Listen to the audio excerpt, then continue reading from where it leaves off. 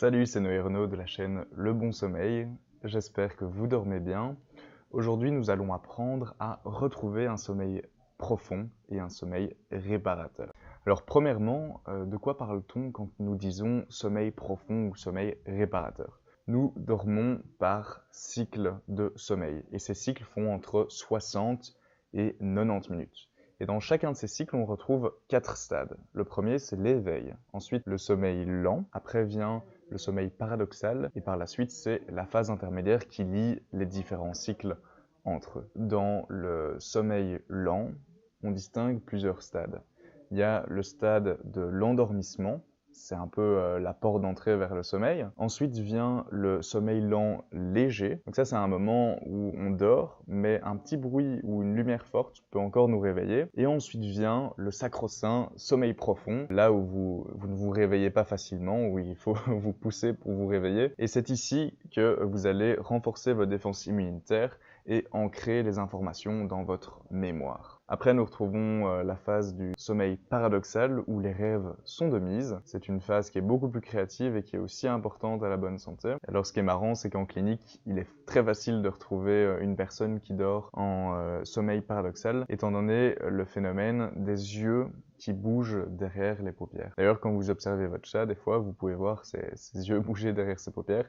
Ça veut clairement dire qu'il est en train de rêver. Et donc ensuite vient la phase intermédiaire qui fait le lien entre le prochain cycle de sommeil. Et donc maintenant qu'on sait ça, le problème c'est que bien souvent on est coincé dans le sommeil lent léger et que le sommeil lent léger prend beaucoup trop de place par rapport au sommeil lent profond. Donc il y a vraiment une frontière à passer, à surmonter pour vraiment avoir un sommeil profond qui est un sommeil réparateur. Parlons maintenant de comment obtenir justement ce sommeil profond, ce sommeil réparateur. Le créneau horaire de 22h à 2h est le plus riche en sommeil lent profond. Dans ce créneau horaire, vous aurez un sommeil réparateur. Vous avez sûrement déjà entendu les heures avant minuit comptent double. Eh bien, c'est en partie vrai. En fait, c'est les heures entre 22h et 2h.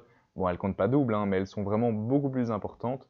Donc, si vous avez un créneau à privilégier, essayez d'aller dormir à ces heures-là. Seulement, on est bien d'accord que 4 heures de sommeil, c'est pas du tout assez. Il va falloir quand même dormir un peu plus longtemps. Mais c'est durant ces 4 heures-là que votre sommeil va être de meilleure qualité. Et comment faire si vous n'êtes pas un couche-tôt lève-tôt? Eh bien, il faut réduire progressivement son heure de coucher. Disons que vous allez coucher habituellement vers minuit. Aujourd'hui, vous essayez de réduire de 15 minutes votre heure de coucher, donc vous allez dormir à 23h45. Et 3 jours après, vous allez essayer d'aller dormir à 23h30 et ainsi de suite. Donc tous les 3 jours, vous essayez de diminuer de 15 minutes jusqu'à arriver à votre objectif. Et si vous avez du mal à vous endormir si tôt, eh bien je vous invite à aller voir ma vidéo comment s'endormir rapidement, qui traite sur les différentes techniques de relaxation. Je la mets en dessous dans la description. Une autre manière de faire, c'est en ayant des horaires réguliers. Notre cerveau, il faut savoir qu'il aime les patterns. Notre cerveau, il aime les habitudes, il aime la régularité. Et donc, dans vos horaires de sommeil, dans le meilleur des mondes, ce serait d'aller se coucher à la même heure tous les jours, même le week-end, et de se réveiller à la même heure tous les jours, encore une fois, même le week-end. On est bien d'accord que c'est très difficile parce que on a des emplois du temps où il y a beaucoup d'imprévus. Essayez juste de réadapter le plus rapidement possible votre horaire de sommeil pour vraiment que votre cerveau comprenne que c'est une habitude, qu'à 22h vous allez vous coucher et qu'à, je sais pas moi, à 7h vous vous réveillez. La troisième astuce parle de la caféine. Dans le livre de Shawn Stevenson sur le sommeil, il met en évidence une étude qui a été réalisée.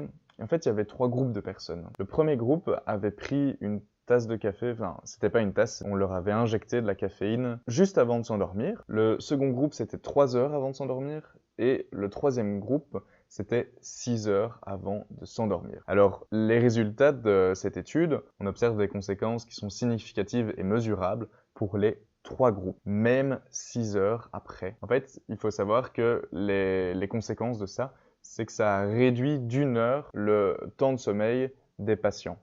Mais sans qu'ils s'en rendent compte, en fait. Et c'est ça l'effet vicieux.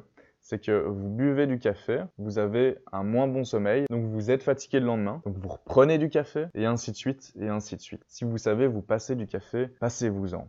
Une autre technique, c'est utiliser le café 2 jours et puis pendant 3 jours, vous n'en buvez plus. Ça permet justement d'éliminer tout ce qui reste de caféine et après vraiment avoir ce coup de boost. Mais essayez d'éviter le café, du moins après 14 heures, n'en buvez plus parce que sinon ça va empiéter sur la qualité de votre sommeil.